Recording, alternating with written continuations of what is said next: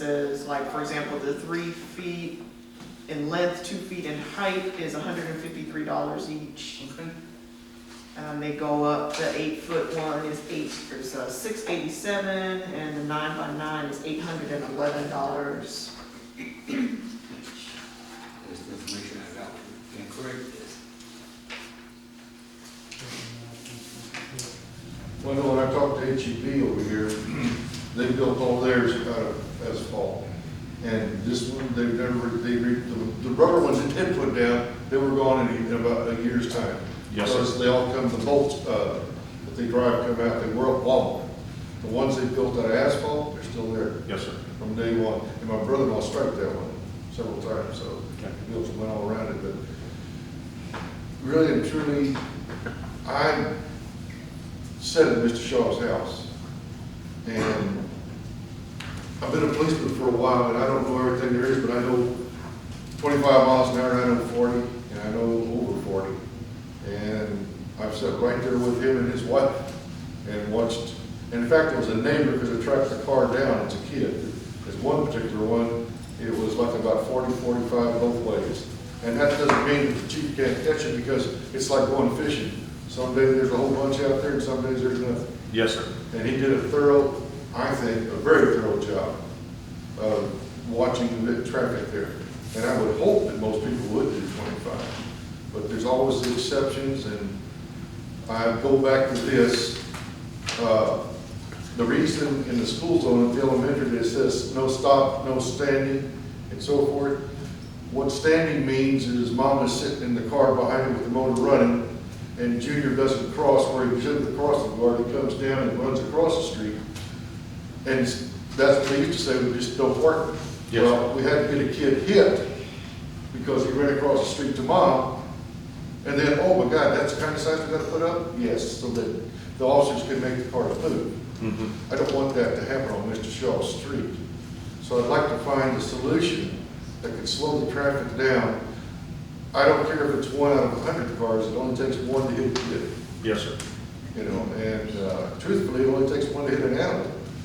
And it's kind of funny, for whatever this is worth, my daughter and son-in-law live by the Baptist church back over there, and he had a beautiful husky, and they always brought her here to puppy power. And somehow the husky broke loose, and she got killed. In fact, our mother pro tem saw her get hit right here on Ackerman Road. And, you know, it's supposed to be only 30. Mm-hmm. And that road is horrible, it's like a ride for Six Flags. But still, somebody's gonna speed. So the point is, I'd much rather be preemptive on something than following up on the fact that somebody got hurt. Yes, sir. So, you know, if you can figure out, I think it's what's the spacing usually between them, about 2 feet or less, between when you put them on a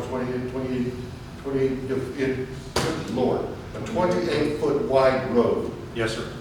And then you also have on the side for the drainage too, so what does that make it, about 8 foot per one? It sort of depends on the brand.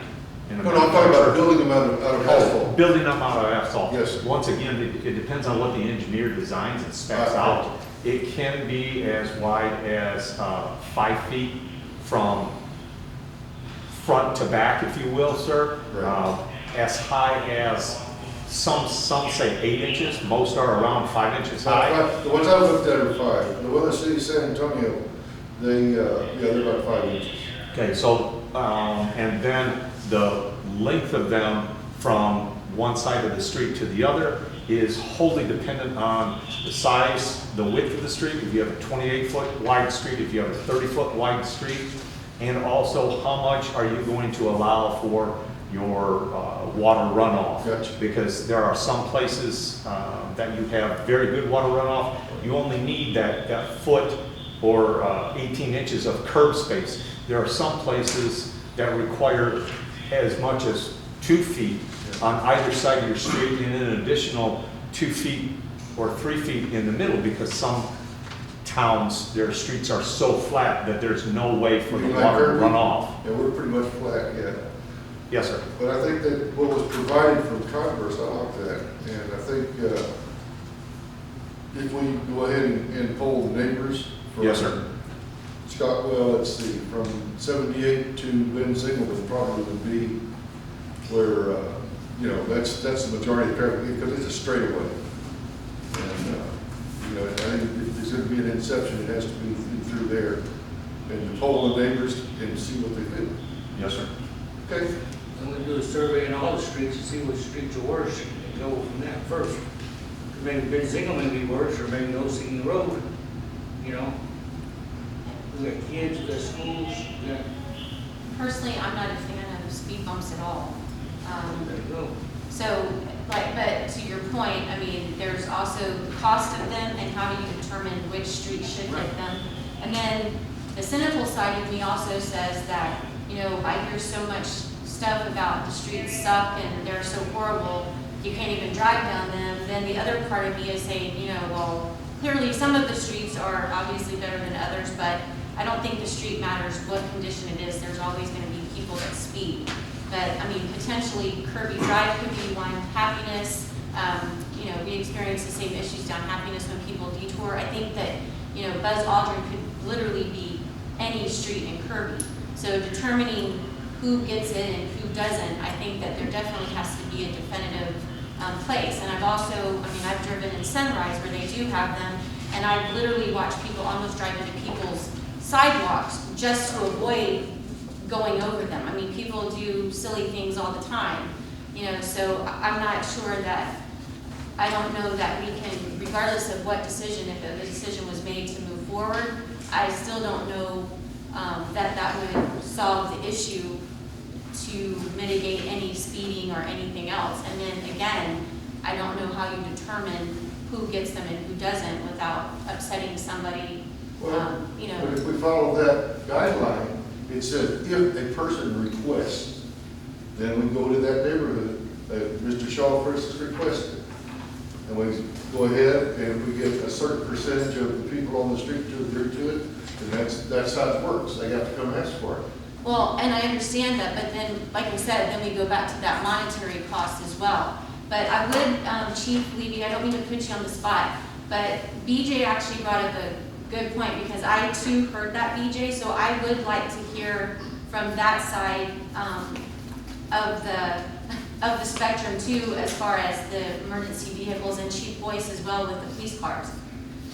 Yeah, speed bumps are not our friend in the emergency services side, in both the ambulance and the fire apparatus.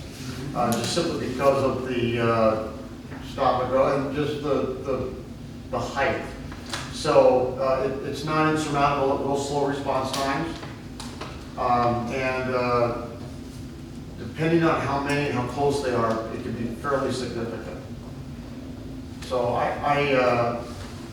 I've always been, what we've done at other places that I've worked and live with that is, you know, we've worked with a lot of the streets where you've got a lot of transient traffic that are not community members that don't use that street, you know, they're not living there. And I'm a fan of a lot of the design arterials of working with the people that live there, like, really dude, slow down, you know, kind of a thing. And one of the things I've talked to Ms. Vernon about from the emergency side is nighttime for us, because we drive great big fire trucks, nighttime on a lot of the streets are incredibly narrow. And so that adds to the complexity for us because our ambulances are wider and our fire apparatus are wide. So we can get around a lot of things, but I think from an emergency services perspective, they've got to be used rather judiciously when every other event to get people to slow down has been tried. And I'm definitely not a fan of slowing down response time. Just saying. Maybe we can table this to further research or. Well, we'll definitely have to get more, you know, information based on, you know, obviously Maybe, different like things, but. somebody said, what do you call the little bumps? Before you come to a The stop rumble. sign, what do you call it? The Oh, rumble strips. Rumble strips. Yeah. That ain't gonna last long, the person that's an incident. Well, yeah, according to Chief Boyce's graph here, that really the majority of people are following the law, Compliant. that 70%. That surprises me. That's a good thing. Yeah, that surprised me too. Actually, But 30%, 25 to 35, to come in line a little bit closer to the 25, there wouldn't be a problem. And I do know that And, people, and here again, yeah, and I understand, Chief way of thinking. I wouldn't stop you if you were doing, up until you were doing 10 miles. I just thought right on Yeah, but I wouldn't stop you. I wouldn't stop you. And I sure wouldn't stop you at 5 miles over. Because they were gonna come to court and talk about the radar gun and when it was last serviced, and it's just it's not cost effective, you know. If we could figure out a way, maybe through education, maybe through community posts, if we can cut down that 30%, I think we'll be okay. and I understand that people tend not to call when there's a speeder, because by the time you make the phone call, the police department would have a hard time getting there. However, at the same time, just like with any other incident, if the police department doesn't know to focus on a certain area, then they can't mitigate that issue. I would believe that if somebody on any street, not just Bezaldrin, but if any street, there was what residents believe to be an enormous amount of people speeding, that if, a quick call to non-emergency dispatch just to let them know that there's cars in that immediate area that tend to be speeding, then, maybe similar to what Chief Boyce did, a concentrated effort in a certain area could be done. Again, to mitigate those issues, training, whichever. But I mean, I know that that's a lot of what people don't do. They don't call because they're like, oh, well, by the time the police department will get here, they're not going to be gone anyway. But then the police department never knows that that potential street could have a rash of people speeding, or what they believe to be speeding. So, And a lot of times, like the mayor said, they believe to be speeding. We as citizens don't know it unless you're sitting behind the radar gun to know exactly how fast they're going. Can I throw a little input on that? Yes. On 2 occasions,